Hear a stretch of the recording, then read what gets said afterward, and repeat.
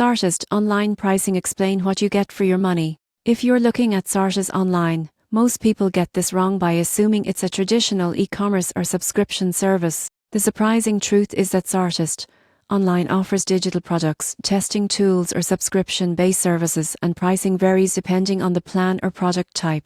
For instance, individual test packages or digital tools can cost, while monthly subscription services typically range from depending on features. Bulk or premium packages may include additional reports, analytics, or exclusive access at higher costs. What you get: access to specific tools, reports, or services in a streamlined digital platform. What you give up: limited physical products, a learning curve with certain tools, and recurring subscription costs for ongoing access. Here's how to maximize value. Step 1. Identify exactly what you need and choose the package that aligns with it. Step 2. Look for trial periods or sample options before committing. Step 3. Take advantage of bundles if you plan to use multiple tools. Step 4. Track usage to ensure you're getting full value from subscriptions. You won't believe what happens next if you ignore the terms. Some packages auto-renew, which can increase costs. The surprising truth is that careful selection and awareness of pricing plans can make Zartestonline a valuable resource.